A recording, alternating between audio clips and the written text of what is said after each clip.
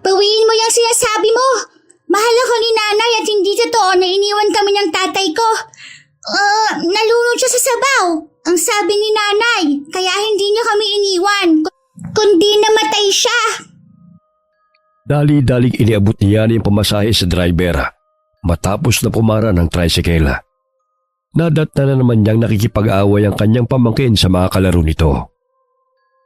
Batid niyang kinakantsawan na naman ito ng mga bata dahil wala itong kinagisnang ama at dahil na rin sa trabaho ng kanyang ina.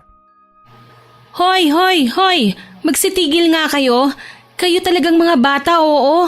Maglaro lang kayo, hindi yung mag-aaway. Oh, Becca, bakit ang dungis-dungis mo? Tanghaling tapat nandito ka pa sa kalye. Nakikipag-away ka na naman.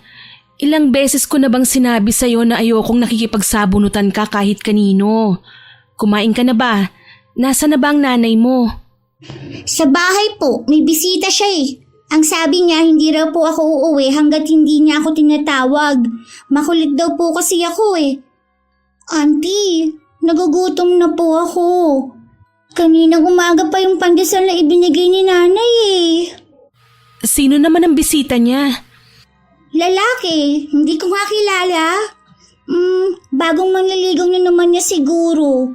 Nakakainis nga auntie. Kapag iniiwan siya ng mga yon, sa akin niya ibinubunto ng galit niya. Tapos, palagi niya akong iniiwan sa bahay kapag may lakad sila. O siya, halika na. May pasalubong na tinapay ako sa'yo rito. Tsaka malaki ka na, Becca. Kaya mo nang maligo. Hindi yang puro dungis yung mukha mo. Huwag mong iaasa pa sa nanay mo ang lahat dahil mas marami pa yung oras sa kanyang manliligaw kesa sa'yo. Isama mo na lang kasi ako sa pinagtatrabahuhan mo, auntie. Sige na. Hindi pwede. Mamaya mapagalitan ako ng amo ko, tanggalin pa ako sa trabaho. Hindi kasi pwedeng dalhin ng bata sa textile. Kung pwede lang, matagal na kitang isinama.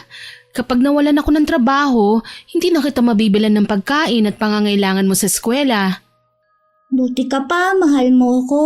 Samantalang si nanay, palagi niya akong pinapagalitan kapag may kailangan akong bilihin sa school. Oh, wag ka nang magtampor yan. Umuwi na tayo para makaligo ka na, ha? Hindi pa man nakakapasok ng bahay si Yani, ay naririnig na niya ang tawa ng kapatid na si Lara. Nakita niyang inaakbayan pa ito ng lalaki. 5 taon ang tanda ni Lara sa kanya, ngunit mas responsable siya kaysa sa kapatid. Mula nang iwan sila ng kanilang mga magulang at pag-alagala sa lansangan, ay sila ng magkapatid ang namuhay na magkasama. Sa murang edad ay naging babaeng bayaran si Lara dahil yun lamang ang alam niyang paraan upang sila ay mabuhay at dahil sa sulsul na rin ang mga kaibigan nito. Salungat ni Lara ang pag-iisip ni Yani. Mas pinili niyang tumulong sa mga tindera sa palengke hanggang sa makapagtapos siya ng sekundarya at magkaroon ng pagkakataon na makapagtrabaho sa tindahan ng mga tela. O ate, tanghaling tapat, naglalambingan na kayo. Mamaya imbis nilang gamin kayo riyan, ay magliyab kayong dalawa. Ang init ng panahon, no? Kasing init ng titigan nyo. Tumahimik ka nga. Nakita mo may bisita ako, di ba? Nagmana talaga ng ugali sa'yo si Becca. Panira kayo ng kasiyahan. Bago ka kasi makipaglampungan sa bago mong manliligaw, asikasuhin mo muna tong anak mo. Hindi pa siya kumakain, 12:30 na oh. Nandito ka na kaya ikaw na mag-asikaso. Puro sakit ng ulo ang dala ng batang yan sa buhay ko. Buti nga binuhay ko pa yan eh.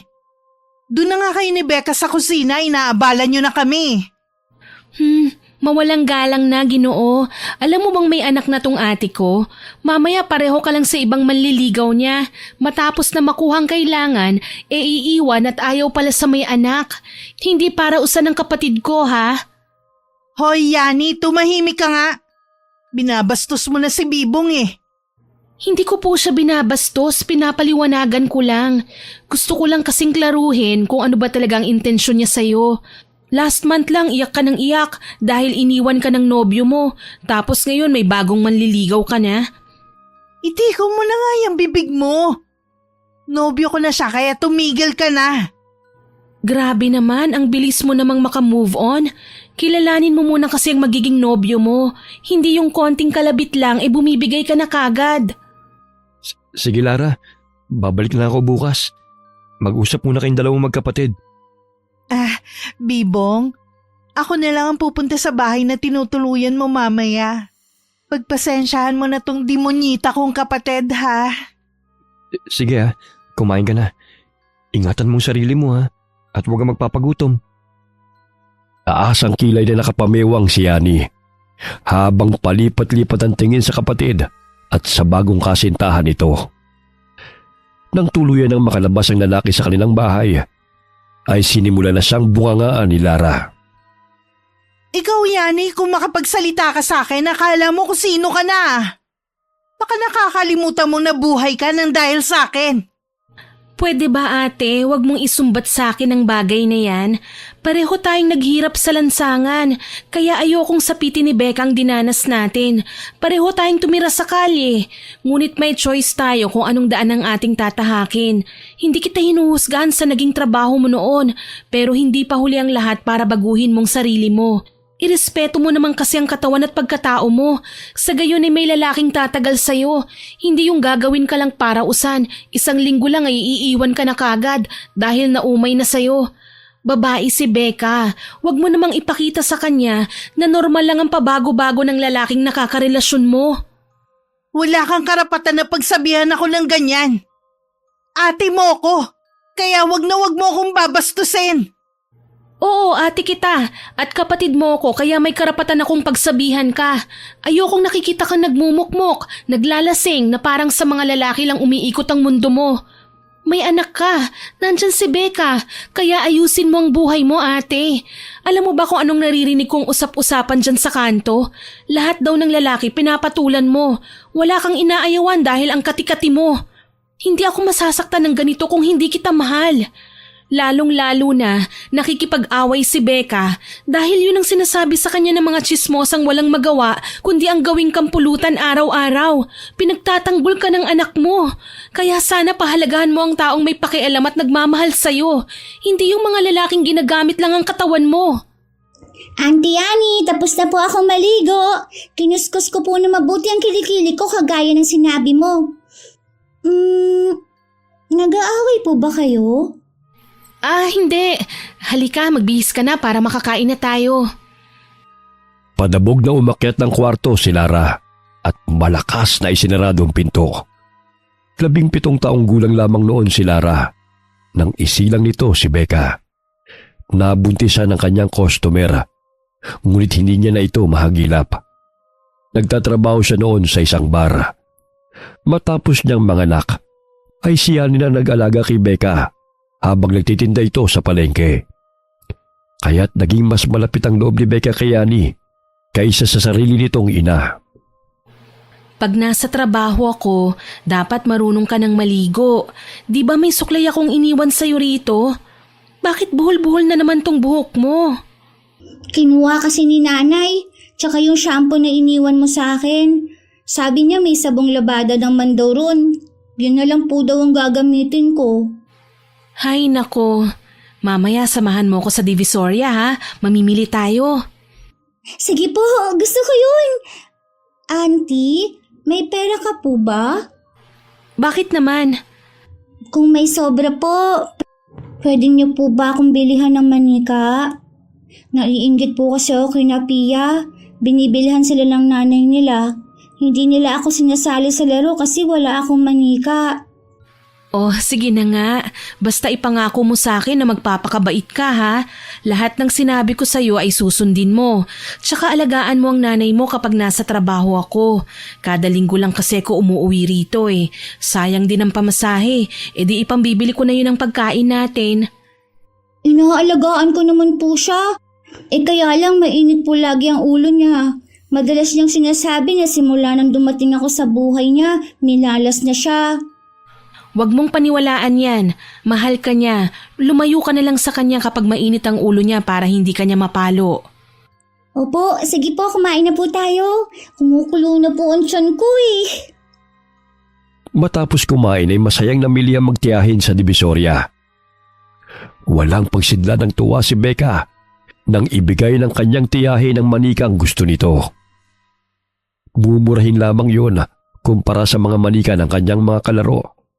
Ngunit walang katumbas na halaga ang manikang yun sa labis na kaligayahan ni Becca. Yan lang ang nakayanan ko, Becca.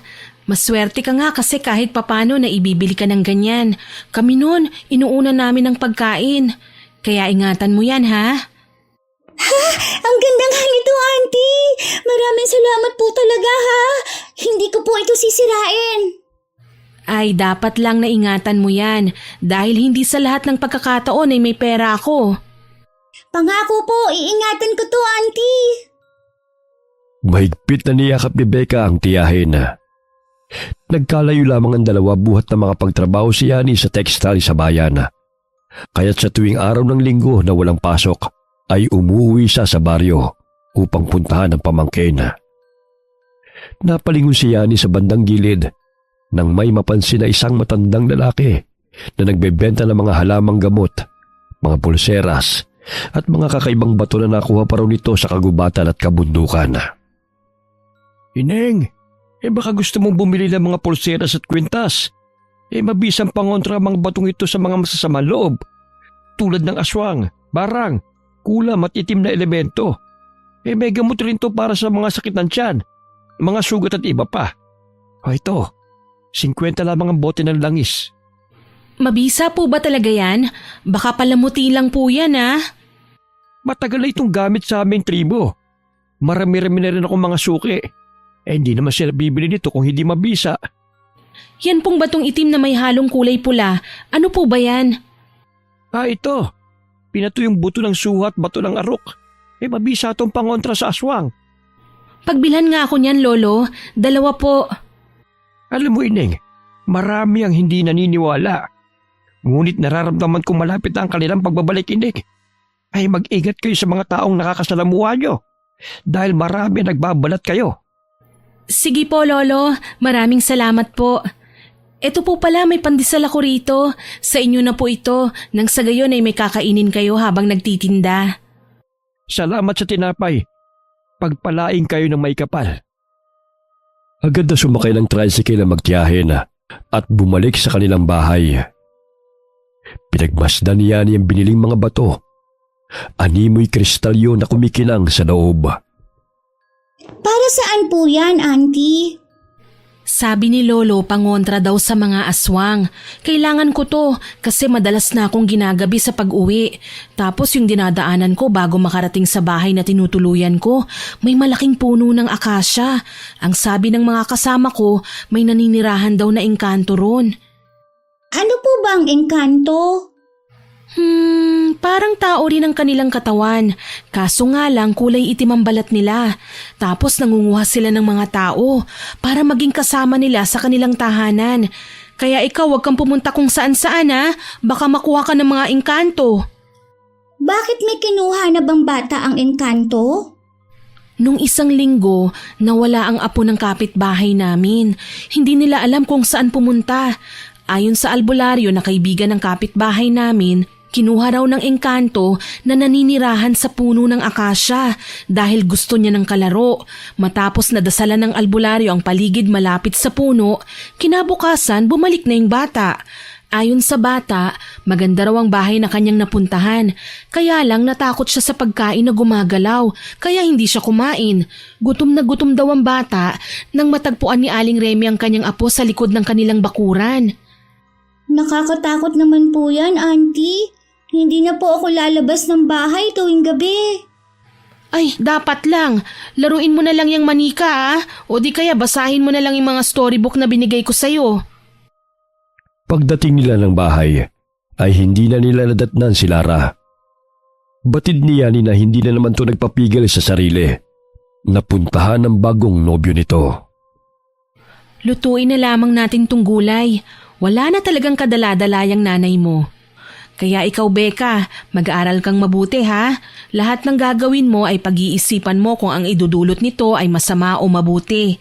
Alam mo, sabi ng boss ko, walang perpektong tao sa mundo, ngunit kaya mong gawin ng tama o itama ang mga mali mo. Masama ba si nanay, auntie? Hindi, kaya lang yung mga ginagawa niya, hindi niya pinag-iisipan ng maayos eh. Tapos sa huli siya naman itong nasasaktan. Oh, sige na, himayin mo na yung malunggay para kakain na lang yung nanay mo mamaya. Isinuot ni Yani ang pulseras na may pinudpud na mga batong disenyo sa kamay ng pamangkin. Huwag mo yang hubarin para pareho tayo ng pulseras. Ang ganda niyan. Sa tuwing tinatamaan ng ilaw, kumikislap ang kristal sa loob. Totoo po bang pangontra ito sa aswang, auntie? Yun ang sabi ni Lolo. Hindi kaya siya ang aswang, auntie? Kasi ang itim ng balat niya, tapos kulot ang buhok niya. Ay, hindi siya aswang. Isa siyang katutubong Eta. Naninirahan sila sa mga kabundukan at kagubatan. Mabuti nga siya marangal na naghahanap buhay. Hindi katulad sa iba, nagnanakaw lang para kumita. O, kumuha ka na ng pinggan. Malapit nang maluto ang gulay. Si nanay, hihintayin pa ba natin siya bago maghapunan? Hayaan mo na lang siya. Mamaya pa siguro yun uuwi. Mauna na tayong kumain. Matapos na maghapunan, ay nagligpit muli ng mga gamit si Yani. Maaga pa siyang babalik ng trabaho kinabukasan. Magkatabi silang matulog ni Becca kapag naroon siya sa kanilang bahay. Mas nagpapakananay pa siya kay Becca kaysa sa kanyang kapatid na si Lara. Auntie, hindi po ba talaga ako pwedeng sumama sa'yo? Bukas aalis ka na naman. Mag-isa na ako ulit kapag umalis si nanay. Pag dinala kita ron, mas lalong wala kang bantay. Kahit papano may mga kapitbahay tayo rito sa paligid na nakakakilala sa'yo kahit wala ang nanay mo rito. Bawal kasi ang bata ron eh. Kaya dapat lahat ng bilin ko sa'yo ay sundin mo. Tuwing linggo nandito naman ako eh. Tapos may pasalubong ka pa. Big girl ka na, hindi ba? Opo, namimiss kasi kita eh. Magkayakap na nakatulog ang dalawa. Habang si Lara hindi pa rin umuwi. 6:00 na ng umagay wala pa rin si Lara. Kaya maagang ginising ni Yani ang pamangkin upang magpaalam. Binigyan na rin niya ito ng pera para may pambili ito ng pagkain. Sapagkat madalas itong nalilipasan ng gutom kapag si Lara ang kasama nito. Habang naglalakad sa daan ay narinig ni Yani ang mga tsismosa na nagbubulong-bulungan at nakatingin pa ito sa kanya. Batid niyang pinag-uusapan siya ng mga ito. Saglit siyang tumigil sa paglalakad at dumapit sa mga nagkukumpulang mga babae. Oh, ba't napatigil kayo sa pagkukwentuhan? Para kasing ako na naman ang pinag-uusapan niyo eh. O Yani, aalis ka na? Bakit nakikihalubilo ka pa rin sa mga tsismosa? Mamaya sumabog pa yung uso mo katulad nila. Wala, tinatanong ko lang kung sino na naman ang topic nila. Matalim kasi ang tingin sa akin eh. Ay nako, umalis ka na. Wala kang mapapala sa kanila. Umuwi ka na nga, hinihintay ka na ni Becca. Tapos yung suot mo pakiayos naman. Konting kembot na lang ilalabas na yung kaluluwa mo eh. Pakialamera ka talaga kahit kailan. Ang init-init eh. Komportable ako sa ganitong damit. Napangiti siya nang makitang halos lumuwa ang mga mata ng mga ito habang nakatingin kay Lara. Maging si Yani ay hindi nakaligtas sa panghuhusga ng mga kababaihan dahil sa trabaho ng kanyang kapatid. Agad siyang sumakay ng tricycle ang dumaan yun sa kanyang harapan. Pagdating ng bahay ni Lara ay agad itong inutusan ng anak na ipagtimpla siya ng kape. Nakasimangot pa ito kaya binato niya ito ng unan. Hoy! Wala ang tiyahin mo rito. Kaya huwag ka magbuhay prinsesa. Ako ang kasama mo kaya bumangon ka na riyan. Laban mo rin yung mga damit ko. Ang aga-aga pa, Nay. Gusto ko pa po matulog. Babangon ka o ibabalibag kita riyan. Babangon na nga. Kaya mo naman magtimpla ng kape. Nung isang araw nga, tinimplahan mo ng kape si Mang Bibong. Tapos ngayon hindi ka na marunong. Ibang usapan yon. Tsaka pwede ba wag mo akong bisitin? Ang aga-aga eh. Ito na nga po, magtitimpla na po. Pasimangot na tinimplahan ni Becca ang kanyang ina ng kape. Dahil inaantok pa imbes asukal ang ilagay niya sa kape, ay iodized salt ang kanyang nailagay at agad ay binigay sa ina. Ibinuga ni Lara ang hinigup ng kape nang malasahan na sobrang alat nito. Pweh, ano ba yan, Becca? Bakit ang alat? Papatayin mo pa yata ako eh. Asin ang inilagay mo imbis na asukal. Asukal yung inilagay ko. Eto po. Hindi ka ba marunong magbasa? Iodized salt to. Yang kasing auntie mo ang arte-arte. Pwede namang ordinaryong asin ang bilhin. Sorry po, Nay. Parehas kasing pino kaya napagkamalan kong asukal. Ipagtitimpla na lang po kita ulit. Wag na. Sinisira mo lang ang araw ko. Magsaing ka na lang dahil nagugutom na ako. Nakapagluto na po si Auntie. Tsaka may itlog na po tayong ulam. Nay, akala ko po ba itinigil mo na yung paninigarilyo mo? Sabi kasi ng teacher namin na masama po yan sa kalusugan. Hay nako, sabihin mo sa teacher mo, wag niya akong pakialaman. Hindi pa naman ako namamatay kaya hindi ito masama sa akin. Sinindihan ni Lara ang sigarilyo gamit ang posporo. Ilang beses na siyang pinagsabihan ni Becca na tigilan na nito ang paninigarilyo dahil madalas na siyang inuubo. Oy Becca, ihanda mo mga gamit natin. Dahil magbabakasyon tayo sa lugar ni Nabibong sa Holy Week. Aalis po tayo rito, Nanay. Saan naman po tayo pupunta? Kasasabi ko lang, di ba? Dun sa lugar ni Nabibong. Gusto niya ako magbakasyon sa kanila. Alangan namang iwan kita rito. Mapupuno na naman yung tenga ko sa kakaputak ng tiyahin mo kung pababayaan kita. Pero Nay, mag-aalala po si Auntie kung aalis tayo nang hindi niya alam kung saang lugar yun. Dito na lang po ako sa bahay. Sino makakasama mo rito? Pwede ba, Becca? Huwag kang maging KJ sa kaligayahan ko. Puro na lang problema ang dala mo. Tsaka, kailangan ko rin ng taga-bitbit ng mga gamit. Ako ang nanay mo. Hindi lahat ng gagawin ko eh. Magpapaalam ako sa tiyahin mo. Nasisiguro kong hindi naman yun papayag eh. Akala mo naman nanay ko siya. Ilang sandali bumukas ang pintuan ng bahay. Iniluwa nun si Bibong na may bitbit na pandesal. Napatingala si Becca nang tumingin sa lalaki sapagkat hanggang bewang lamang siya nito. O Becca, ang aga-aga bakit nakasimangot ka? Papangit ka niyan. Hayaan mo na ang batang yan. Ang aga kong biniset kaya pinagsabihan ko. Ikaw naman oh. Huwag masyadong mainitin ang ulo. Kagabi lang nagpainit na tayo ah. Ang batang yan ayaw sumama sa akin. Gusto pang magpaalam sa tiyahin niya. Lahat na lang kasi ng desisyon ko kinukontra nun. Problema ba yun? Di isama mo silang dalawa para makapagbanding naman kayong tatlo. Alam mo babe, maganda yung lugar namin. Hindi tulad dito sa syudad na puro polusyon at ingay. Doon payapa. Kahit pinalilibutan ka ng bundok, masarap manirahan doon. Marami kaming pananim at mga alagang hayop. Kaya hindi ka magugutom. Nasisiguro ko magugustuhan mo ron. Sabik na akong pumunta sa inyo. Paano ba yan, may anak na ako? Baka ayaw ng mga magulang mo sa akin. Ipapakilala nga kita sa kanila eh. Tsaka walang problema sa kanila kung may anak ka. Siguradong mabibigyan ko sila ng apo. Ang sweet mo talaga sa akin.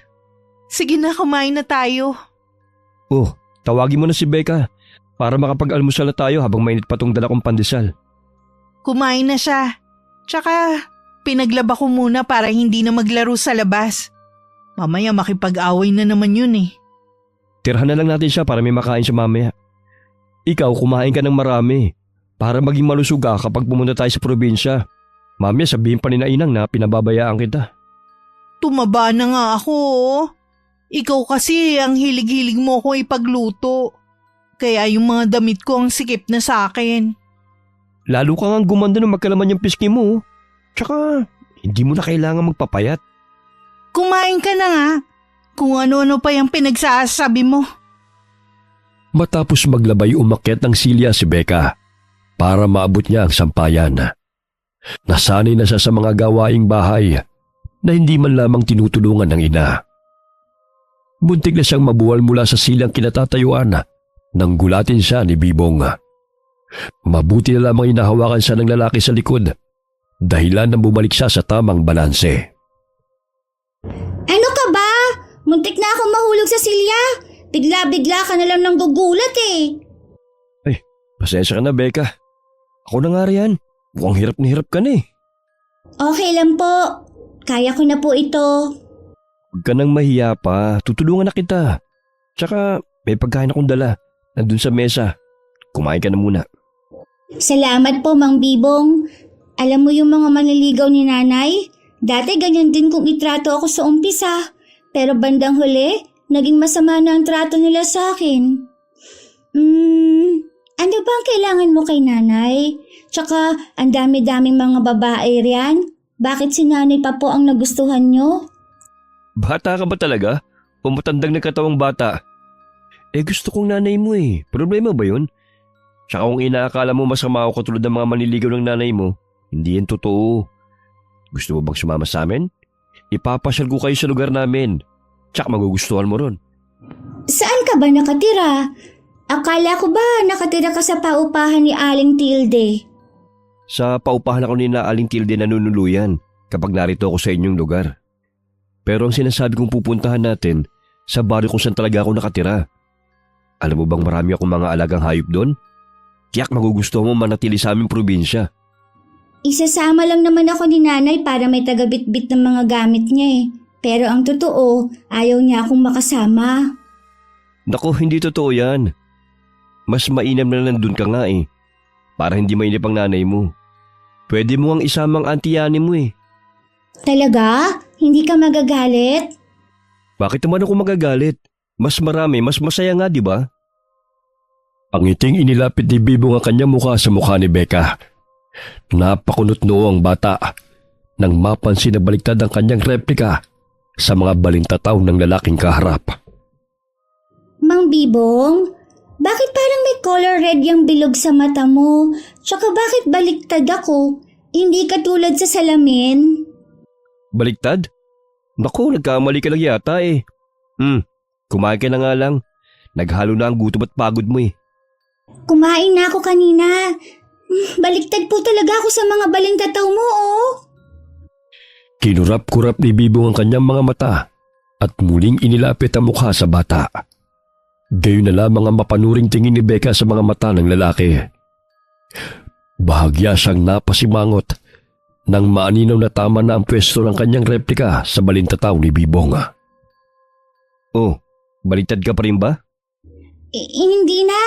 Siguro namamalikmata lang ho ako. Alam mo Becca, may iba't ibang kulay talaga ang mga balintataw. May kulay itim, kaki, asul at berde. Yung nakita mo na color red sa gilid ng balintataw ko, ganoon talaga yun minsan. Lalo na't pagod ako sa katitinig sa computer. Okay po. Ubus mo na po bang maisampay ang mga labahin? Tulungan mo na lang ho akong mag-igib ng tubig. Maya-maya maliligo na yung si nanay. Sige ba? Nasa na ba yung timba? Pangiting tumakbo si Becca na tinungo ang kanilang banyo.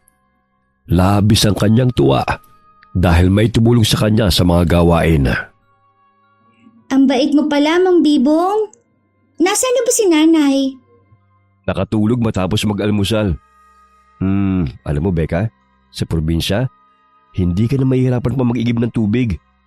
Hindi ka tulad dito na kailangan mo pang pumila at makipag-unahan sa mga tao.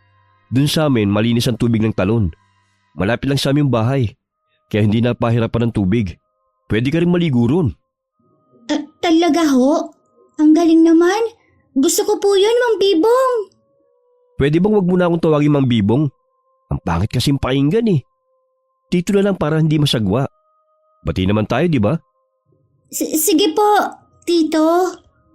Yun! Ang gandang pakinggan. Matapos na mapuno ang mga sisidlan ng tubig, ay dali-daling pumasok ng bahay si Becca. Nakaramdam siya ng gutom, kaya't kumain siya ng dalang pagkain ni Bibong. Yan ang gusto ko, yung kumain ka Becca, para tumaba ka naman. Tsaka huwag ka masyado maglaro sa labas. Baka magkasakit ka pa niyan dahil sobrang init ngayon. Alam mo, Tito, sa lahat ng manliligaw ni nanay, ikaw lang itong mukhang mabait. Paano mo naman nasabi yun? Kasi ikaw lang tong tumulong sa akin sa pag-iigib ng tubig. Sana bukas naman ulit ha. Oo ba? Basta bago tayo pumunta sa probinsya, pataba ka na para hindi ako sabihin ni na inang na ginugutom ko kayo. E di magdala ka na maraming pagkain araw-araw. Ilang araw ang lumipas. Napapansin ni Lara na naging malapit ang loob ng anak sa nobyo nitong si Bibong. Kaya't lihim na mas lalo siyang napahanga sa lalaki. Tumaba rin silang mag-ina dahil madalas silang ipagluto nito. Mabait naman yung anak mo Ikaw nga lang tong palagi siyang pinagagalitan. Oh, malapit ang maluto tong tinolang niluluto ko. Tawagin mo na si Becca para makapananghalian na tayo. Napahinto sa paglalaro si Becca ng kanyang manika nang tawagin siya ni Lara. Unang beses na nakasabay niya ang ina sa pagkain nang hindi siya sinesermonan. Animoy buo silang pamilya kung titignan habang kumakain. Araw yun ng Sabado, day off ni Yani, kaya umuwi siya matapos niyang maggrocery. Saglit siyang napahinto sa pintuan nang makitang masayang nanananghalian ng tatlo. Mukhang masaya kayo ngayon Mabuti at may nadatnan na akong pagkain sa mesa. Parang nakakapanibago naman. Oh, Yani, sabayan mo na kaming kumain. Tamang-tama ang pagdating mo. Auntie, dito ka na po umupo sa tabi ko. Alam mo, Auntie Yani, masarap po pala magluto si Tito Bibong. Tsaka tinutulungan niya akong mag-igib ng tubig, kaya hindi na ako nahihirapan. Eh di mabuti. Parang tumaba na nga kayo ng nanay mo Kumain ka na nga. Kung ano-ano pa yung pinagsasabi mo. Maging si Yani lihim na nakaramdam ng tuwa dahil naging disente ang suot ng kanyang kapatid. Simula nang dumating si Bibong ay tila nagkaroon ng buong pamilya si Becca at naramdaman ito na magkaroon ng ama. Siya nga pala. Gusto kaming isama ni Bibong sa probinsya nila. Long weekend naman kaya naisip naming magbakasyon. Saan ba ang lugar nila? Sa Baryo Kalingaw. Parang ngayon ko lang narinig ang lugar na yan Tsaka hindi ba delikadong mamasyal kapag Holy Week? Kung ayaw mong sumama, dumito ka na lang sa bahay. Magbabakasyon ako, kaya huwag ka nang kumontra. Tsaka isasama ko yan si Becca. Para may magbitbit ng mga dala ko. Gagawin mo pa talagang personal assistant tong si Becca? E di sasama ako kung kakawawain mo lang tong pamangkin ko. Baka mapano pa yun doon. Kailan ba ang alis ninyo? Siguro sa Martes na. May trabaho pa kasi si Bibong sa araw ng Lunes 2 linggo pa naman bago ang araw na yun. Kaya makakapaghanda pa ng dapat na dadalhin. Tamang-tama, wala rin kaming pasok ng 5 araw kaya sasama ako. Himala na sasama ka. Alam ko kasing uutusan mo lang ang anak mo Parang pinanganak ka kasing reyna. Kawawa naman ang pamangkin ko pag nagkaganon. Mabuti nang nandun ako para mabantayan ko rin siya. Hindi ko naman kinakawawa yan Kailangan lang niya magbanat ng buto. Dahil puro laro na lang ang inaatupag niya. Ayan na naman kayong dalawa.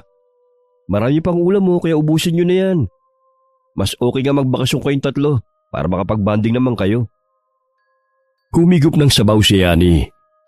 Bahagya siyang napapikit dahil sa sarap nito. Napasulyap siya sa pamangkin at napangiti naman ito sa kanya. Binulungan niya ito dahilan na tumawa si Becca. Tama ka nga, ang sarap nga niyang magluto. Mabuti naman dahil hindi marunong magluto si ate. Oo nga po, Auntie. Anong binubulong-bulong yung dalawa riyan? Alam kong pinag-uusapan niyo na naman ako. Hindi ang sabi ko kasi masarap ngang magluto itong si Bibong. Isang technician si Bibong na nagkukumpuni ng mga sirang computer at cellphone. May pwesto ito malapit sa palengke. Kaya doon na siya nangungupahan malapit sa tinitirhan ni Lara. Alam mo ate, sa dinami-dami ng mga naging nobyo mo, si Manong Bibong yung mabait, responsable, at higit sa lahat naging kasundo ni Becca. Paanong hindi sila magkakasundo? Si Bibong na ang gumagawa ng mga gawain dito sa bahay. Naku, dapat nga ikaw ang gumawa hindi itong si Becca. 8 taon lang siya, no? Hindi lahat ng mga gawain ay dapat naiutos sa kanya. Bata lang siya at paminsan-minsan ay kailangan niyang makipaglaro. Ay, alam mo, 2 na kayo ni Bibong na pinagsasabihan ako ng ganyan tungkol kay Becca. Nabibingin na ang tenga ko sa paulit-ulit na paalala. Mas bagay nga sa yung disenteng damit at hindi na lumalabas yung boobs mo. Tumaba kasi ako Hindi na kasya ang mga damit ko. Kaya puro t-shirt na lang ang sinusuot ko. Tsaka ipapakilala niya ako sa mga magulang niya. Hindi niya gustong pumunta ako sa kanila na nangangayayat. Baka sabihin na pinababayaan daw niya ako. Ayaw mo nun, alagang-alaga ka? Di ba yan naman ang gusto mo? Tumigil na rin pala ako sa trabaho ko. Pinatigil na kasi ako ni Bibong Mabuti naman kung ganun, tsaka maaari ka namang maghanap ng trabaho, yung marangal, para naman hindi ka matamatahin ng magiging biyenan mo. Ay, medyo kinakabahan nga ako, Yani. Pero ang sabi ni Bibong mabait naman daw ang pamilya niya. Yun naman pala kaya wala kang dapat na ikatakot. Sa palagay ko, siya na ang the one mo. Sobrang maasikaso nga niya sa inyo ni Becca Pareho na kayong tumaba. Mag-iimpake na ako ng dadalhin ko, ha? Ikaw na ang maghanda sa mga gamit ni Becca. Para naman anytime Bibit-bitin na lang natin ng mga gamit. Bukas babalik naman ako sa bayan. May trabaho pa kasi ako bago ang Holy Week. Pero sa susunod na Lunes uuwi ako rito. Ano bang ipabibili mo na babaunin natin? Pagkain na lang natin. Matakaw pa naman yan si Becca. Nakakaya naman kung wala tayong dala ron. Matapos bumaba ng tricycle si Yani, ay napadaan siya sa tapat ng matandang lalaki na nagtitinda ng mga halamang gamot. Nakalatag ang paninda nito sa malapad na sako sa gilid ng divisorya. O Ineng, kamusta ka? Ikinigagalak kung makita kang muli. Lolo, mabuti naman po. Eto nga suot ko ng pulseras na binili ko sa inyo. Tsaka medyo hindi na po ako natatakot dahil wala na po akong nararamdaman sa bahay na inuupahan ko. Dati kapag ginagabi ko sa daan, parang may sumusunod po sa akin Mag-iingat ka, Ineng. Huwag ka basta-basta magtitiwala sa mga taong nakapaligid sa'yo. Marami ang mapagkunwari. Hindi lahat ng mabuti ang pinapakita sa'yo ay dapat mong paniwalaan. Nararamdaman ko rin ang nagbabadyang panganib na dala ng mga taong nakapalibot sa inyo. Ito ang langis na may sangkap ng samut-sari pangontra sa masasamang nilalang. Ginawa yan sa araw mismo ng Biyernes Santo nakaraang taon. Personal na pagmamayari ko to. Ngunit ibibigay ko na lamang sa ito. Pag-iingat ka saan ka mang magpunta. Tinatakot niyo naman ako, Lolo. Pero salamat po rito, ha. Magkano po ba ito? Ayun na yan. Basta huwag mong kalimutan na mag-iingat ka. Saan ka man magpunta.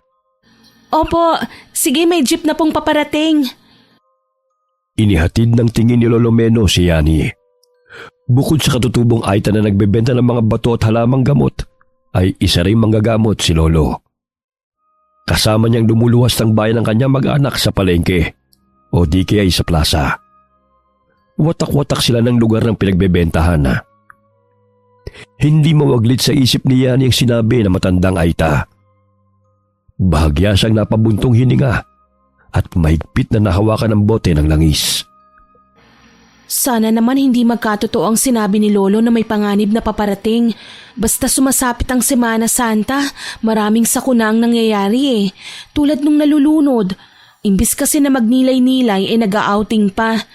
Hay nako, pag sinabihan ko naman si Ate Lara na wag na kaming tumuloy kina Bibong, naku tiyak uusok na naman yun sa galit. Napahinto sa pag-iisip si Yani ng biglang pumreno ang sasakyan. Dahil biglang tumawid ang aso sa kalsada. Napasubsob siya sa pawisang kilikili na matabang lalaki na kanyang katabi. Halos maduwal siya ng takpan ng kanyang ilong sapagkat tila na singot niya ang amoy nun. Tagos hanggang ngalangal ako ah. Grabe naman, ang aga-aga pero nanununtok ang amoy. Hindi na napigilan na naibulalas ni Yani. Kaya't napatingin sa kanya ang lalaki at ang babaeng kasama nito na may halong inis. Pailing-iling ang dalaga na bumaba ng jeep dahil hindi na niya makayanan ang amoy ng katabi. Ilang metro na lang naman ang layo ng kanyang pinagtatrabahuhan. Kaya't minabuti niyang lakarin na lamang yun. Pagdating niya sa textile, ay narinig niya ang kanyang mga kasama na nag-uusap-usap kung saan magbabakasyon ang mga ito. Inanyayahan din siya ng mga ito na sumama sa isang beach resort. Pasensya na ho kayo, may pupuntahan din kasi kami ni ate. Sa ibang araw na lang ako sasama sa inyo. Nangako na kasi ko kina ate na sasamahan ko sila. Ilang sandali na puto ng kanilang pag-uusap nang may mga customer na nagsidatingan. Kanya-kanya sila sa pag-a-assist sa mga ito. Sumapit ang huling araw ng linggo, kaya't sabi ang mga katrabaho ni Yani na pag-usapan muli ang outing. Samantalang siya lamang hindi makakasama sa mga ito. Kagaya ng kanyang sinabi, Lunes na siya umuwi matapos na makuha ang kanyang sahod. Napadaan siya sa Divisoria bago sumakay ng tricycle. Hinanap niya si Lolo Meno, ngunit wala ang matanda sa pwesto nito. Nasaan na kaya si Lolo? Uy, Yani, sino hinahanap mo? Ay, itlog ng pugo. Nagugulat ka naman, Manong Bibong. Muntik na akong atakihin sa puso sa'yo ah. Bata mo pa, magugulatin ka na. Kanina pa kita pinagmamasdan parang may hinahanap ka yata. Ah, oo. Pero wala kasi ang kaibigan kong tindero dito eh. Siguro nagpahinga rin yun. May binili na akong pagkain na babaunin namin bukas. Naku, hindi mo naman kailangan bumili pa eh. Ang daming prutas at gulay doon. Kaya wag mo nang problemahin ang kakainin nyo. O siya, pupuntahan ko pa yung kaibigan ko na aarkilahan ng sasakyan. Bukas na lang tayo magkita-kita ha. Ihanda nyo na yung mga gamit nyo dahil maaga ko kayong susunduin. Sige. 2:00 na ng hapon nakauwi si Yani sa kanilang bahay. Pagkababa ng tricycle ay patakbong sinalubong siya ng pamangking si Becca. Ang dami mo namang dala, Auntie. Babaunin ba natin lahat yan? Siyempre naman, alam kong matakaw ka, tsaka ilang araw din tayo ron. Nakakahiya naman sa pamilya ni Manong Bibong kung wala tayong baong pagkain. Tutulungan ko na po kayo, Auntie. Sige, ito yung magaan na lang ang kunin mo. Handa na po ang bag ko, tsaka yung mga gamit na dadalhin natin. Si nanay nga parang doon natitira sa laki ng bag eh. Nanibago ka pa talaga sa nanay mo. Hindi naman siguro tayo aabuti ng 1 linggo ron, kaya konti lang ang dadalhin ko. Huwag lang makalimutan ng kape ah. Pagdating nila ng bahay ay naroon na ang mga gamit sa sala. Isang malaking maleta at traveling bag ang inihanda ni Lara para sa kanya. Samantalang isang backpack ang kay Becca. May plano ka pa bang umuwi rito? Parang dun ka natitira. Para sure lang no, kinumpleto ko na ang dadalhin. Binuksan ni Lara ang plastic na dala ng kapatid upang tignan ang pinamili nito. Dadalhin mo ba tong iodized salt? Pagkamalan pa tong asukal eh. Bakit bang hilig-hilig mong bumili nito? Hayaan mo na nga lang dyan. Sinabihan kasi ako ng kasamahan ko na maganda yung gawing body scrub, imbis na sugar scrub ang gagamitin. Madalas kasi akong nilalanggam kapag sugar scrub ang ginagamit ko eh. Ah, kaya kuminis yung balat mo dahil sa iodized salt na to. Susubukan ko pa lang kung effective, kaya wag mo nang problemahin yan. Itabi mo na yan. Mamaya ilagay na naman yan ni Becca sa tinitimpla niyang kape eh. Nakapaniyali na nabasa ang bulsa ng kanyang bag na pinaglalagyan niya ng bote ng langis na ibinigay sa kanya ni Lolo Meno. Kinuha niya yon upang tignan na, ngunit mahigpit namang nakasarado ang takip. Kaya't iniligay niya ito sa plastic na may ziplock upang hindi matapon sa kanyang bag. Kinabukasan, 6:00 ng umaga'y sinundo na sila ni Bibong. Ganun na lamang ang pananabik ni Lara nang pumasok sa kotse bit-bit ang mga gamit. O tara na? Excited na ba kayo? Siyempre naman. Hay naku, makakapagbakasyon din sa wakas. Ikaw, Becca, excited ka na ba? Opo, Tito. Gusto ko makita mga alaga ninyong mga itik. Marami po ba sila? Oo, kung gusto mo magdala ka pa rito eh. Sige po, yung baby na itik lang pong dadalhin ko rito. Tapos dito ko na palalakihin. Kahit ilan pa ang dalin mo, walang problema. Wala na ba kayo naiwang mga gamit? Wala na. Nakasarado na rin ang pinto. Habang naglalakbay, hindi pa rin naaalis sa isipan ni Yani ang sinabi ni Lolo Meno. Kaya't hinaplos niya ang pulseras na binili niya sa matanda. Dahil probinsya ang pupuntahan nila, dinala niya ang mga pangontra sa mga aswang na ibinigay ni Lolo. Sapagkat gusto niya maging handa sa anumang panganib, ayon na rin sa tugon ng matandang tindero. Sa daan ay naaalinaw ni Yani ang mga katutubong aita. Batid niyang galing ito sa kabundukan. Auntie, tingnan mo sila oh. Parang katulad sila ng matanda sa Divisoria. Saan ba sila nakatira? Marahil sa bundok. Mga katutubong eta sila eh. Ilang baryo na rin ang nadaanan nila at mahigit 5 oras na ang kanilang nilakbay. Napahinto ang sasakyan sa isang bakanteng lote na tinatakpan ng malaking bato. Hanggang dito na lang tayo. Hindi na makakapasok ang sasakyan eh. Kaya hintayin lang natin susundo sa atin. Tsaka babalik din to si Willie sa bayan eh. Anong sasakyan natin? Karitela. Sigurado hindi ka pa nakakasakay sa ganun. Kaya may experience mo na ngayon. Yung kabayong humihila. Ay oo, alam ko po yan. Nabasa ko yan sa libro namin. Tsaka parang katulad sa sinasakyan ni Princess Sarah, yung napapanood ko sa cartoons. Mabuti pa tong si Becca, alam kung ano yun. Alam ko rin yun, no? Naunahan niya lang ako. Matagal pa ba yun? Maghintay lang tayo ha. Maya-maya nandito na yan. Palinga-linga si Yani sa paligid. Lihim siyang humanga sa kagandahan ng lugar na yun. Sariwa ang hangin at napakatahimik. Ilang sandali pa'y may dumating na kabayo, hila-hila ang karitela. Agad silang sumakay roon, dala ang mga gamit. Umalis na rin si Willie na kaibigan ni Bibong. Dala ang nirentahan nilang sasakyan. Wow, ang galing! Ang sarap pala sumakay rito! Nagustuhan mo ba, Becca? Opo, tsaka ang ganda po ng lugar. Pero bakit wala akong nakikitang mga bahay? Maya-maya makakita ka na rin. Habang lumalayo sila sa kalsada, ay hindi may paliwanag ni Yani ang kabang nararamdaman. Ngunit labis ang paghanga niya sa magagandang tanawin na kanilang nadadaanan. Tila isang lugar na hindi pa nadidiskubre ng mga tao na maaaring gawing tourist spot. Mahigit 1 oras din ang kanilang paglalakbay sakay ng karitela hanggang sa tuluyan na nilang narating ang Baryo Kalingaw. Napalunok ng sariling laway si Yani nang mapansin na kakaibang tingin ng mga tao sa kanila. Animoy nagniningning ang mga mata habang nakaawang ang mga bibig. Oh, nandito na tayo. Huwag kayong mag-alala. Ganyan lang ang mga yan.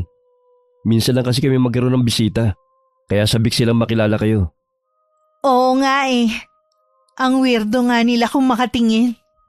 Kung na magdadala ng mga gamit nyo, sundan nyo na lamang ako.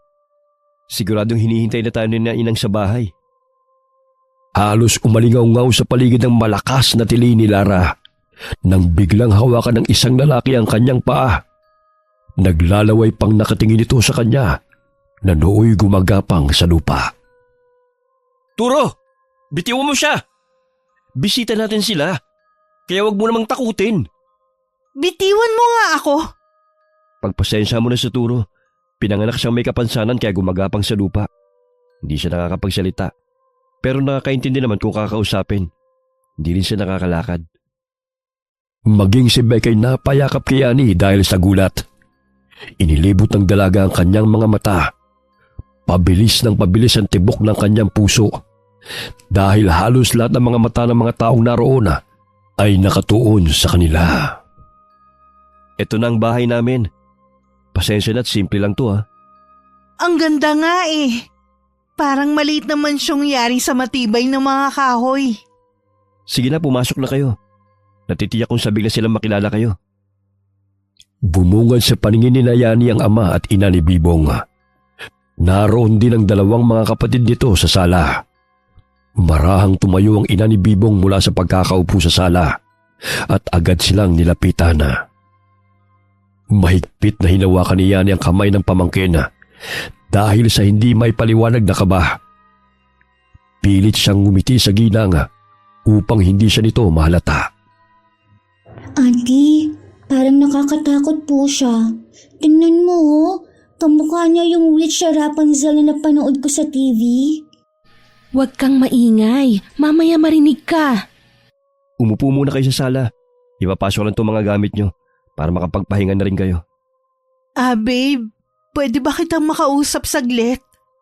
Oh, bakit? Ang sabi mo magugustuhan ko rito. Pero wala pang isang oras eh. Parang gusto ko nang umuwi. Nakakatakot naman dito sa inyo oh. Tingnan mo sila kung paano nila kami titigan. Alam ko naninibago ka lang. Huwag ka mag-alala. Masasanay ka rin sa kanila. Ngayon lang kasi sila nakakita ng maganda eh. Walang mangyayaring masama sa inyo rito. Hinalikan ni Bibong sa noo si Lara upang maibsan ang takot na nararamdaman ito. Matapos niyang maipasok ang mga gamit sa loob ng kwarto, ay isa-isa niya itong ipinakilala sa kanyang mga magulang. Ganun na lamang ang saya ng mga ito nang bumisita sila Lara sa kanila. Napako rin ang tingin ng ama ni Bibong kay Becca, kaya't hindi humihiwalay si Yani sa pamangkin. Auntie, kanina pa ako tinitingnan ng matandang lalaking yun, oh. Nakakatakot po siya. Naku, nakyutan lang siguro sa'yo kasi bilugan na ang pisngi mo. Basta wag mong huhubarin ang pulseras na binigay ko sa'yo ha. Tsaka kung anong sasabihin ko, dapat mong sundin, maliwanag ba? Opo, auntie. Suot ko naman po ang pulseras eh. Habang kumakain ay wala pa ring imik sina Yani at Becca. Samantalang si Lara ay kinakausap ng ina ni Bibong. Isang tanong isang sagot lamang siya dahil naninibago pa sa mga tao na kanilang kaharap. May inilapag na inihaw na karne ang kapatid ni Bibong sa hapag. Napansin ni Yani na hindi pa luto yun dahil may dugo-dugo pa. Bagamat yun ang inulam ng mga magulang ni Bibong na sina Christina at Delio. Huwag na kayong mahiya, kain lang ng kain. O ikaw Yani, ayaw mo na ba? Kumain ka pa. Para tumaba ka tulad ng ate mo at ni Becca. Busog na ako. Tito, gusto ko po sana kumain ng inihaw. Kaso parang hilaw pa yan eh. Ay, sige. Ipasasalang ko na lang ulit kay Dado sa apoy. Kinuha naman kasi kagad kahit hindi pa luto oh. Uy, Becca, tama na yan. Kanina ka pa kumakain eh. Tignan mo nga yung tiyan mo, parang puputok na. Hayaan mo siya, marami pa naman pagkain eh. Maging sila rin napahinto sa pagkain dahil hindi masikmura ang paraan ng pagkain ng ama ni Bibong na naroon sa kanyang harapan. Tumatalsik pa ang likido mula sa kinakagat itong karne at tila baboy ito kung gumuya ng pagkain. Babe, pwede bang magpahinga na kami? Pagod na kami sa biyahe eh. Pero hindi pa tapos kumain si Becca oh. Busog na yan. Mamaya hindi pa yan matunawan sa katakawan niya. Agad nilang tinungo ang silid matapos nilang kumain. Tila hindi komportable ang ina ni Bibong sa tuwing lumalapit siya kay Yani dahil hindi siya nakakatagal maging kay Becca. Napasulyap ito sa pulseras na suot ng dalawa. Kinabukasan ay ipinasyal ni Bibong ang kanyang mga bisita. Ang pangambang naramdaman ni Yani at Lara ay napalitan ng pagkamangha sa tanawin na kanilang nakikita. Naligo sila sa talon kung saan malinis ang tubig. Ang ganda-ganda dito, auntie. Hindi na kailangan na magbobomba pa sa puso. Ang lamig-lamig pa ng tubig. Mag-iingat ka, baka madapa ka. Mabato pa naman. Maging si Yani nagtampisaw sa tubig. Masaya silang naligo ng pamangkin. Samantalang sina Bibong at Lara naman ay magkasama. Nakisabay na rin ang ilang mga bata sa kanila.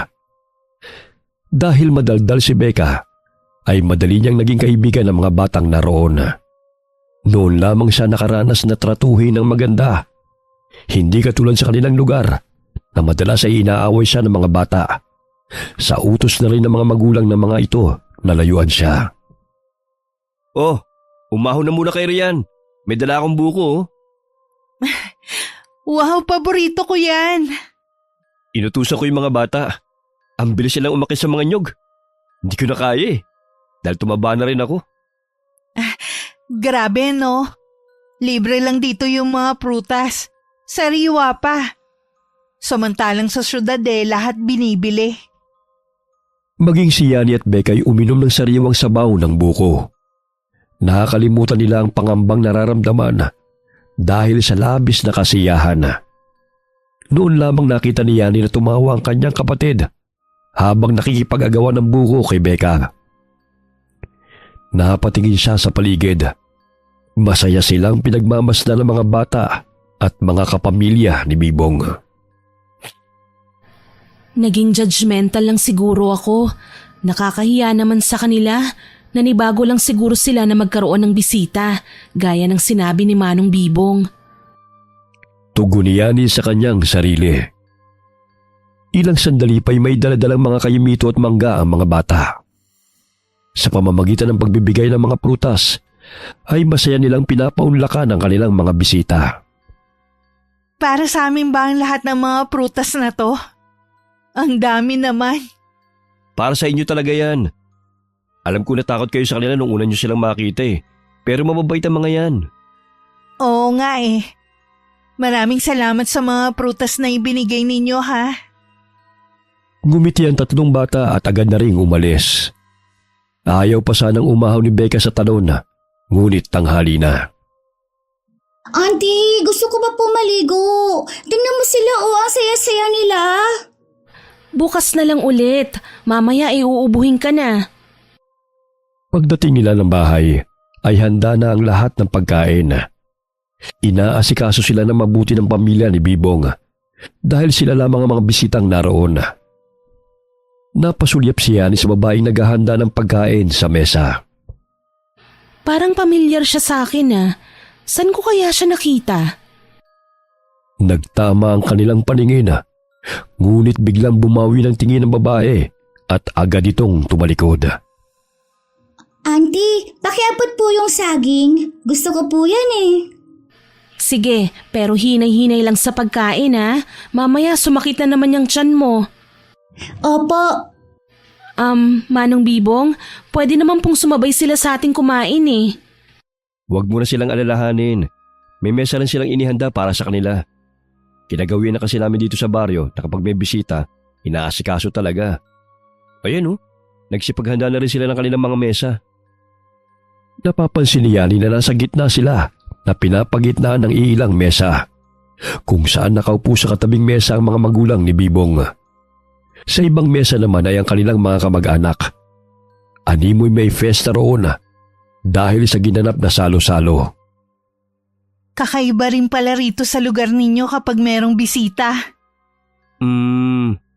Madalang kasi magkaroon ng dayo rito Kaya matindi ang pag-aasikaso nila amang at inang, maging ng mga kababaryo namin. Tito, ang sabi mo marami kang alagang itik. Gusto ko po sila makita. Oo ba? Mamaya pupunta tayo ron sa hapon. Sigurado ako marami nangingitlog na inahin. Nahagip ng paningin ni Lara ang nahiwang sugat sa braso ni Bibong. Kaya nagtaka siya kung paano yun natamo ng kasintahan. Gayong magkasama sila bago ito makatulog kagabi. Babe, may sugat ka. Mukhang malalim yan paano ba yan? Huwag mo nang alalahanin to. Kanina kasi hindi ko namalay na may sanga ng kawayan na nakausli sa daan. Kaya nahagip ang braso ko. Ginamot ko na to. Ganun ba? Para kasing kinalmot ka Sino naman ang kakalmot sa akin? Kung meron man, ikaw yun. Sumapit ang hapon. Tinungo ni ng Bibong ang lugar kung saan naroon ang mga alaga niyang mga itik. Ganun na lamang ang tuwa ni Becca nang makita ang mga ito sa kulungan. Ang mga siso ay lumalabas pa mula roon, kaya natatawa siya habang hinahabol ang mga yon. Grabe, ang dami nila. Pwede po ba akong makahingi kahit 3 sisiw lang, Tito? Aalagaan ko sila sa bahay. Siyempre naman. Ang dami niya, no? Tapos ang dami pang inahin na nangingitlog. Oo nga, kahit araw-araw itong ulam sa almusal, hindi pa rin mauubos dahil sa dami ng mga alaga ninyong itik. Gusto mo na magduwito ka na lang? Kaso pumapasok po ako sa eskwela eh. Kapag bakasyon na lang po siguro, tito. Dahil sa pagod sa pamamasyal, ay mabilis na nakatulog si Becca pag uwi nila ng bahay. Nakaramdam ng pangangalay sa paa si Yani. Kaya naisipan niyang kunin ang langis sa kanyang bag at masahihin ang kanyang mga kasukasuan.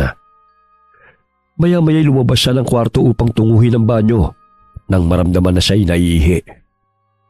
Nang makalabas ng banyo, napansin niya ang kapatid ni Bibong na nakatingin sa kanya ng matalim. Napangisip pa ito habang dali-daling lumapit sa kanya. Kaya't napasandalang dalaga sa dingding nang makaramdam ng kilabot sa itsura ng naturang lalaki. Subalit bago pa man makalapit ito kay Yani, ay napatakip ito ng ilong at tila hindi mapakali. Ang nakasisindak nitong itsura'y napalitan ng pangamba at bigla itong napatras at pasinghot-singhot pa ito na lumakad palayo. Bakit parang bigla na lang nagbago ang kanyang reaksyon? Hindi naman mabaho ang kilikili ko ah. Tama na, Bibong. Hindi ko na kaya. Di ba ito yung gusto mo? Yung sinasagad ka? Sunod-sunod na mahihinang ungol ni Lara ang nadidinig ni Yani. Ayaw niyang istorbohin ang ganap ng dalawa, kaya dumiretso na siya sa kanilang silid at tinabihan sa pagtulog ang pamangkin. Napayakap siya kay Becca na naghahalo ang iniisip. Samantala, pilit na tinatakpan ni Bibong ang bibig ni Lara upang hindi ito makalikha ng ingay. Naluluhang tinutulak ni Lara ang lalaking nakadagan sa kanya dahil ibinabaw nito ang patalim sa kanyang tangiliran. Demonyo ko! Minahal kita pero ito lang palang gagawin mo sa akin!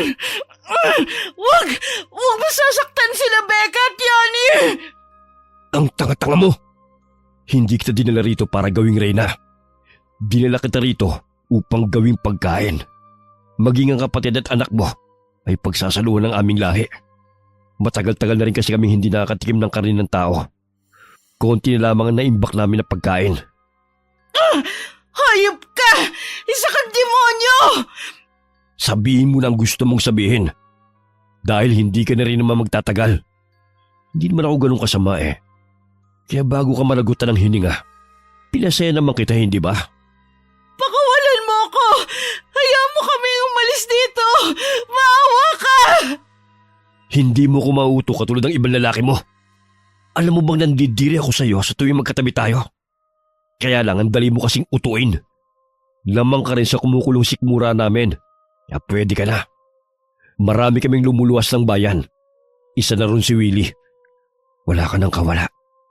Kahit malaman mo pa ang buong katotohanan, hindi ka na rin naman magtatagal.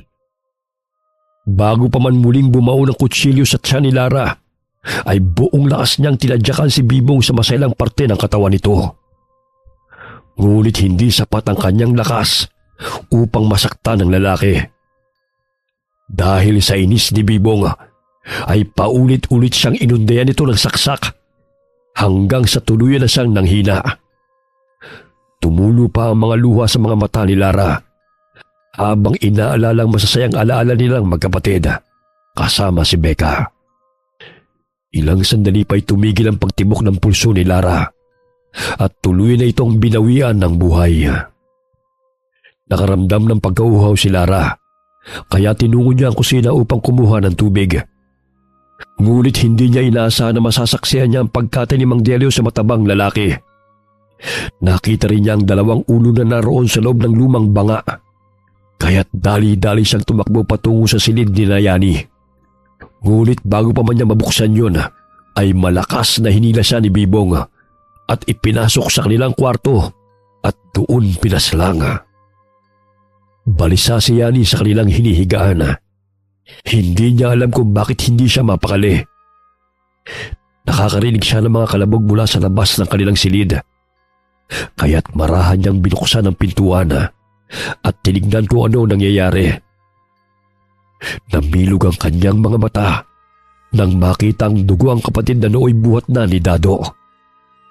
Habang si Bibong ay nakatayo sa pintuan, marahan niyang isinara ang pinto at tinungo ang natutulog na si Becca. Becca, gising! Gumising ka! Kailangan nating makaalis dito. Auntie, inaantok pa po ako. Pakiusap, gumising ka! Nanganganib ang buhay natin dito. Kinuha nila si ate. Hindi ko alam kung buhay pa ba siya o patay na. Ano? Pinatay nila si nanay? Isumbong natin kay tito. Shh! Huwag kang maingay. Kailangan nating makalabas dito. Wala tayong ibang kakampi kundi ang mga sarili natin. Diyan tayo dadaan sa bintana. Kailangan nating umalis dito bago pa nila tayo patayin.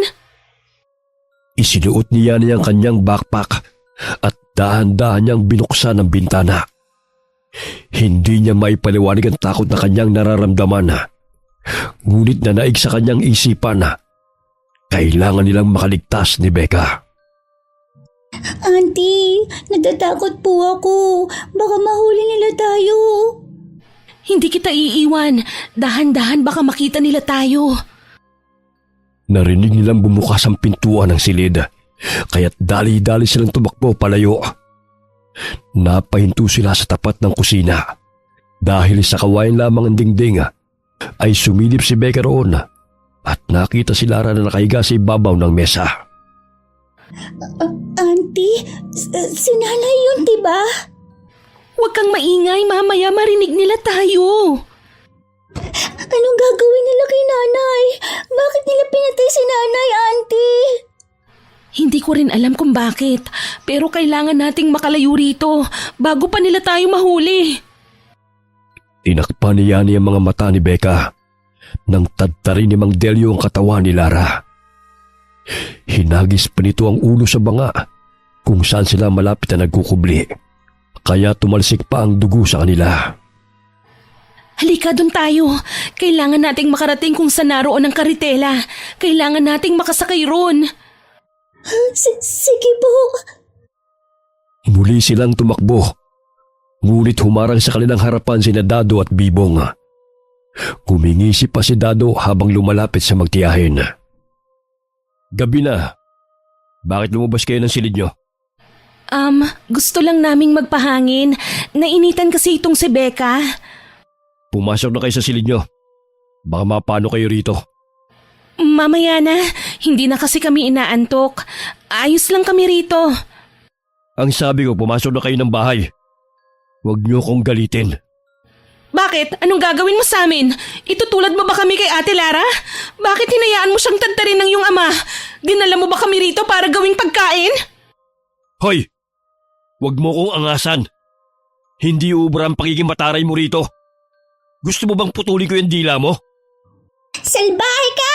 Bakit ba hinayaan patayin nila si nanay? Alam mo ikaw na bata ka? Nagtitimpi lamang ako sa kakulitan mo. Kahit na kailan, hindi kita ituturing na anak. Lumapit ang isang babae kay Bibong at bahagyang humalik ito sa pisngi ng lalaki. Matalim din itong nakatingin sa kanila. Ilang sandali pa ay naalala niya ang babae kung saan niya ito nakita. Siya ang kasama ng matabang lalaki na nakasabay niya sa jeep. Naglalambingan pa ang mga ito. Nandilat ang mga mata niya nang makita ang putol na ulo na bitbit ng babae. Biglang nagbago ang wangis ni na Bibong. Tinubuan ng matatalim na mga ngipin at ang balat nila ay maihahalin tulad sa bayawak. Auntie, bakit parang naging halimaw po sila? Natatakot po ako sa kanila. Layuan niyo kami! Huwag kayong lalapit! Auntie, papatayin nila tayo at tulad ng ginawa nila kay nanay. Binuksan niya ang dala niyang bag. Napansin niyang doon niya na ilagay ang iodized salt, kaya dali-dali niyang pinunit ang plastik at isinabo yun sa mga aswang na lumalapit sa kanila. Ngunit tila hindi man lamang ito tinatablan. Bakit hindi sila natatabla ng iodized salt? Asin naman to ah. Ay nako, yan na ba ang pangontrang dala mo? Paano ba yan, Yani? Hindi kami tinatablan. Walang iya ka? Minahal ka ng ate at pamangkin ko, pero ito lang ang gagawin mo sa amin? Anong kasalanan namin sa'yo? Malugod ka naming tinanggap sa aming buhay, pero ikaw lang din pala ang magiging sanhi ng aming kamatayan. Hindi lang naman kayong dinala namin dito. Wala na kaming magagawa. Dahil kayo mga tao ang pagkain namin. Tatanga-tanga naman kayo eh. Kaya walang dapat sisihin, kundi ang mga sarili nyo. Nanginginig na humihikbi si Becca habang mahigpit na napayakap sa tiyahin. Napansin ni Yani na imbes na iodized salt ang kanyang isinaboy sa mga aswang ay ang plastik ng asukal ang kanyang nabuksan. Shit, asukal pala to, Becca, kaya hindi sila tinatablan. Huwag na kayong tumakas. Mapapagod lang kayo. Kinapa ni Yani ang isang supot at agad na pinulit yun. Nasisiguro niyang iodized salt na yun dahil tinikman muna niya bago isinaboy sa mga aswang. Tila napaso ang aswang na si Bibong at ang mga kasamahan nito nang lumapat sa kanilang balat ang asin. Dahil sa galit ay ibinato ng babaeng aswang ang putol na ulo na hawak nito kina Yani at Becca. Auntie, lumalayo sila tuwing isinasabi mong asin sa kanila. Kulang ang asin na ito dahil ang dami nila. Wala tayong mahihinga ng tulong dahil lahat silang naninirahan dito ay mga aswang. Hoy, Yani! Tigilan mo na yung pagsaboy mo ng asin! Hindi mo kami mapapatay sa ginagawa mong yan! Hindi niyo masasaktan si Becca! Lumayo kayo, mga demonyo! Habang parami ng parami ang mga nagaanyong aswang na lumalapit sa kanila, ay gano'n na lamang ang pag-apaw ng langis sa bote. Kinuha yun ni Yani at aksidenteng tumalsik ang langis kay Dado na patakbong lumalapit sa kanila. Malakas itong umatungal at napasapaw sa kanyang pisngi sapagkat animoy napaso ang kanyang balat nang tamaan siya ng langis na may sangkap ng arok at samut-saring halaman na pangontra sa mga aswang. Nakikita mo ba yun, Becca? Tila napapaso sila sa langis. May pananggalang na tayo sa kanila para hindi na nila tayo malapitan. Oo nga, Auntie. Kalahati na lang ang natirang langis sa bote. Pinahira ni Yani ang buong katawan ng pamangkin ng langis, maging ang kanyang katawan. Dahil medyo mabantot ang amoy nito, ay hindi rin makayanan ng mga aswang. Sa tuwing dumadampi sa kanilang balat, ay hindi nila mapigilan ng pangangati at napapaso rin sila. Gawa yun sa halaman ng arok na kinatatakutan at iniiwasan ng mga aswang, lalo na ang mutya nito. Lumalayo ang mga aswang sa tuwing lumalapit ang magtiyahin sa kanila. Hulihin niyo sila! Hindi maaaring makatakas sa dalawang yan! Dahil tutugisin na naman tayo ng mga tao kapag nalaman nila ang ating tinitirhan. Hindi ko sukot akalain na may malakas ang pangontra. Bakit kasi hindi mo sinigurado bago mo sila dinala rito? Dahil wala naman akong naramdamang kakaiba nung naglalakbay kami. Marahil may gumagabay sa kanila. Malakas ang kapangyarihan na bumabalot sa babaeng yan. Magiging malaking problema natin siya kapag hinayaan natin siyang makatakas. Kaya patayin silang dalawa! Humahangos na tumakbo sina Becca at Yani palayo sa lugar ng mga aswang. Napakong tingin ni Yani kung saan naroon ang karitela, kung kaya't tinungo nila ito. Bilis, sumakay ka na, Becca! Kakalagan ko lang tong kabayo. Dali, Auntie. Paparating na sila. Ang higpit kasi ng pagkakatali eh. Tutulungan na po kita. Wag na, malapit ko na ring makalasto eh. Agad na sumakay si Yani sa karitela nang tuluyan ng makalaga ng kabayo. Hinampas niya ang likod nito gamit ang maliit na sanga ng kahoy, kaya tumakbo ito palayo. Gayon na lamang ang paghabol sa kanila ng mga aswang, habang iba'y sumakay rin sa karitela na nakikipaghabulan sa magtiyahin. Auntie, hinahabol nila tayo. Malapit na sila. Binibilisan ko na nga, kaso parang pagod na rin tong kabayo eh. Kapwa sila napasigaw ng biglang huminto ang kabayo at malakas na humalihing bago bumagsak sa lupa. Naninaw ni Yani na may bumaong patalim sa leeg ng kabayo na inihagis ni Bibong. Auntie, bakit ano nangyari sa kabayo? Becca, tinamaan siya ng patalim sa leeg.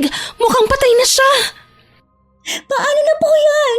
Hindi na tayo makakaalis pa rito. Halika, doon tayo magtatago sa mga halaman. Natisod si Becca. Kaya inalalayan siya ni Yani na makapagtago sa damuhan. Biglang napalingon si Becca mula sa kanilang likuran nang may marinig na humahangos. Naninag nilang dalawa na may batang aswang na nakangisi at patakbo itong lumundag upang sakmalin si Yani. Subalit maliksing sinabuhin siya ng dalaga ng iodized salt, kaya't bumagsak ito sa lupa at namimilipit sa sakit. Lumayo ka! Hindi ako magdadalawang isip na saktan ka kung magpupumilit kang lumapit! Naapakan ni Yani ang patalim na pagmamayari ng batang aswang, kaya't kinuha niya yon upang gawing sandata laban sa mga aswang na humahabol sa kanila. Auntie, tingnan mo oh. Yung bato sa purseras natin parang kumikinang. Oo nga, ano kaya ang pinapahiwatig nito? Di ba ang sabi ni Lolo na pinagbilhan mo nito, pangontra to sa aswang? Tingnan mo oh, tumakbo ang bata nang makitang kumikinang tong porselas ko oh. Tumatalab na nga siguro ang bisa nito sa aswang. Huwag mong iwalayan ha. Kahit hindi pa tayo sigurado sa bisa nito, maaaring makakatulong sa atin ito. Tulad na lamang ng langis na binigay ni Lolo Meno. Napatigil sila sa pag-uusap nang marinig ang mga halinghinga at atungal ng mga aswang sa paligid. Yani! Becca! Lumabas na kayo! Huwag niyo akong galitin! Auntie, paano po tayo makakatakas? Ang dami nilang umaaligid oh. Shh! Huwag kang maingay para hindi nila tayo makita. Bahagyang napatingala si Becca nang may tumutulong malagkit na laway sa kanyang ulo. Magsasalita pa sana siya nang takpan ni Yani ang kanyang bibig. Dahan-dahan silang umupo sa likod ng puno dahil naaninaw nilang may nakasampa na aswang sa itaas ng kahoy. Pasinghot-singhot pa ito habang kinakamot ang buong katawan dahil sa hindi mapigilan ng pangangati. Nawala ng balanse ang aswang at bumagsak mula sa itaas ng puno. Mabuti na lamang doon siya nahulog sa kabilang bahagi, kaya't hindi niya nakita ang magtiyahin. Nararamdaman kong nasa paligid lang sila. Sadyang palakas ng palakas ang taglay na pangontra ng dalawang yon. Kaya't habang maagay dapat na natin silang mahuli. Asin lang naman ang alam kong pangontra ng dalawang yon. Mauubos din yun. Hindi lang yun. Kundi nararamdaman ko may taglay silang mutya na siyang nagpoprotekta sa kanila. Ang pangangati ng katawan at pagkapaso ng ating mga kasamahan ay sanhiyo ng kanilang tangang kapangyarihan. Mga kasama, hanapin niyo sila! Dahil katapusan na natin kapag nakatakas ang dalawang bubuit na yun. Kahit kailan mga pasahoy talaga ang dalawang yun. Dahan-dahang gumapang sina Becca at Yani sa mayayabong na damo. Sa gayon ay makalayo sa mga aswang na humahabol sa kanila. Nangangatog ang katawan ni Becca dahil sa labis na takot. Naramdaman ni Yani na may humawak sa kanyang paa. Ngunit dahil sa langis na hinaplos niya sa kanyang katawan, ay napasigaw ang aswang dahil tila napaso ang kamay nito. Nakaagaw yun ang pansin sa iba nilang kasamahan, kaya tumakbo ang mga ito patungo sa kanilang kinaroroonan. Dali, Becca, tumakbo na tayo! Napapaso sila sa langis, ngunit hindi ito sapat para layuan nila tayo! Auntie, pagod na po ako. Halika, dito ka sa aking likod. Kakargahin na kita. Auntie, malapit na po sila. Hindi tayo magpapahuli sa kanila. Makakauwi tayo ng buhay.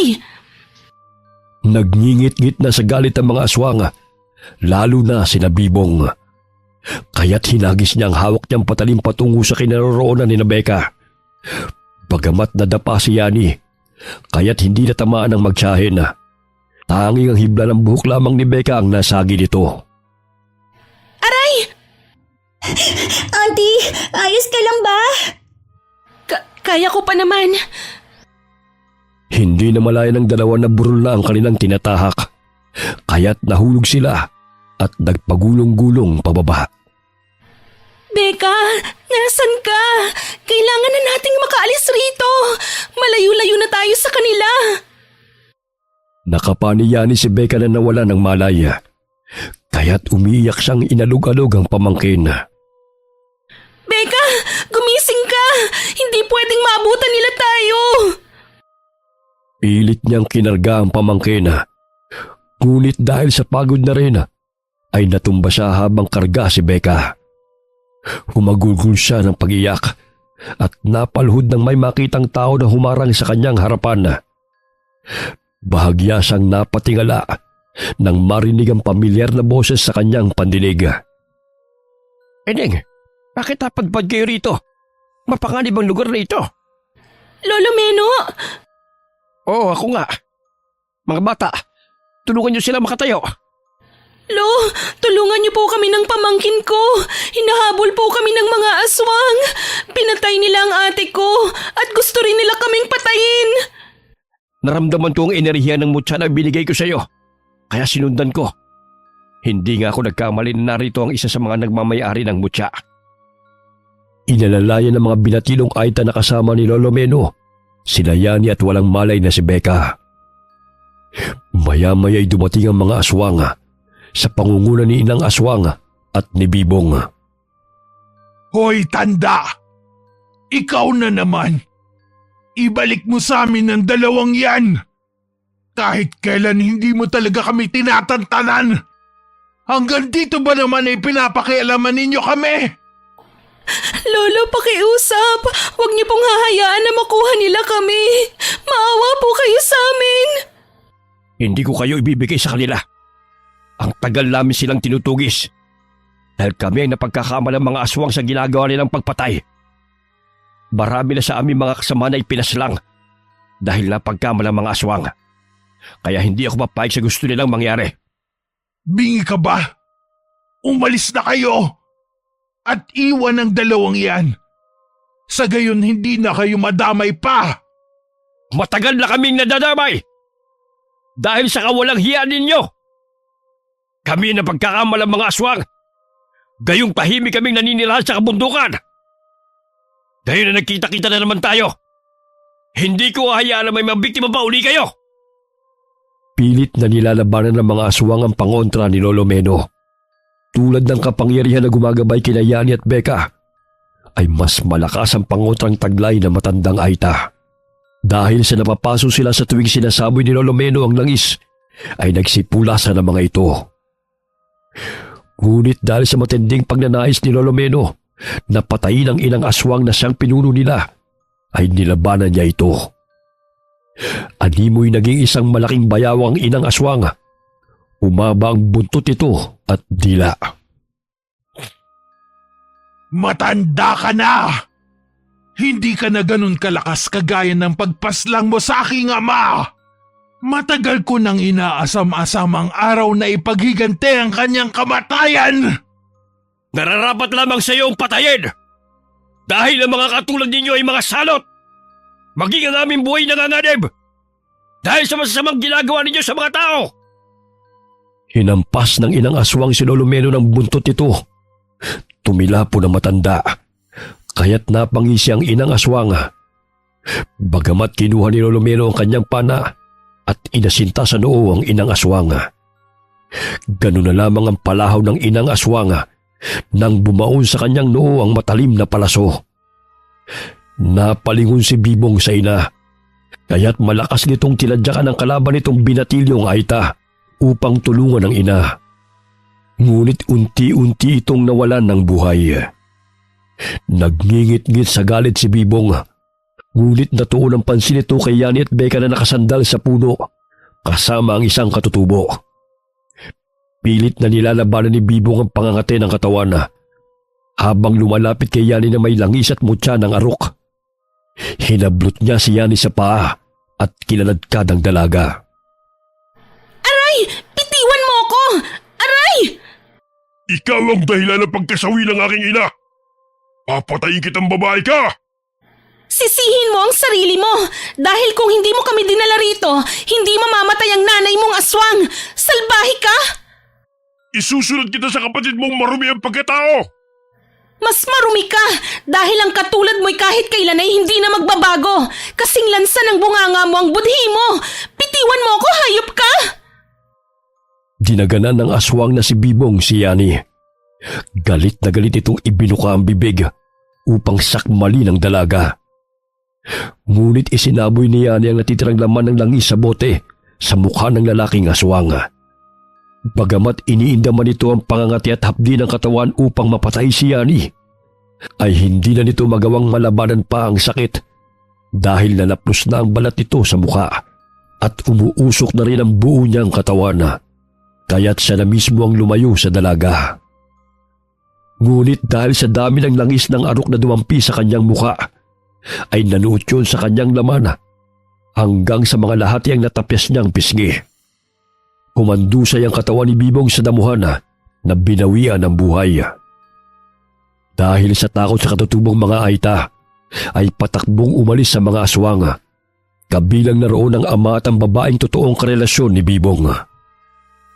Deng, halika na, patay na yan. Gusto pa niyang labanan ng bisa ng langis, ha? Diyan siya nagkakamali. Dahil pinalakas pa yan sa tulo ng mutya ng iyong pulseras. Sa tingin ng iba'y ordinaryo lamang yan. Ngunit lumalabas ang kanyang kapangyarihan kapag ikaw ay nasa panganib. Samahan mo pa ng pananampalataya sa poong lumikha. Dahil kung hindi dahil sa kanya, ay hindi tayo gagabayan ng mga puti ang gabay. Lo, nasan si Becca? Ligtas siya, kasama ng apo ko. Nawalan lamang siya ng malay dahil sa matinding pagod at takot. Gagamutin ko siya pagdating natin sa tribo. Halika na, si Orem na lamang magbubuhat sa pamangkin mo. Lolo, natatakot po akong balikan ng mga aswang. Maaari kayong manirahan kasama namin. Alam kong babalikan kayo ng mga kasama nila sa syudad. Mas mainam kung tumira kayo sa lugar kung saan kayo ligtas at walang nakakakilala sa inyo. Ang sakit ng likod ko. Ang layo ng pagkakaladkad ng Bibong na to Paano ba kayo napadpad sa lugar na ito? Dahil sa salbahing Bibong na to, niligawan niya ang ate ko. Tapos sabi niya magbabakasyon daw kami dito sa kanilang lugar. Hindi ko sukat akalain na gagawin pala nila kaming pagkain. Pinatay nila ang ate ko, Lolo. At may iba rin silang biktima. Nakikisalamuha sila sa mga normal na tao para dalhin sa kanilang lugar. Sigurado kung lilipat na naman ang lugar na titirhan ng mga yon. Dahil natuntunan namin sila. Ilang kasamahan na rin namin ang namatay dahil sa kagagawa nila. Pinagbibintangan na kami ang mga aswang. Kaya't pansamantala akong tumigil sa pagtitinda dahil sa hidwaan ng aming panig laban sa kanilang pangkat. Pagdating sa tinitirhan ni Lolo Meno ay nagising si Becca. Ganun na lamang ang palahaw ng bata. Hindi niya gustong lumayo ang tiyahin sa kanyang tabi dahil sa takot at matinding trauma na nangyari sa kanila. Ginamot ni Lolo Meno ang mga sugat na magtiyahin. Pansamantalang nanirahan silang dalawa kasama ang mga katutubong aita. Minanmanan ng mga kasamahan ni Lolo Meno ang lugar kung saan naninirahan ng mga aswang. Ngunit wala na roon ng mga ito. Batid nilang lumipat na naman ang tirahan ng mga ito at naghahanda upang muling makapambiktima. Hindi mapigilang mapaiyak ni Yani habang niyayakap ang pamangkin dahil kung hindi sa tulong ni Lolo Meno ay hindi sila nakaligtas sa kamay ng mga aswang. Wakas,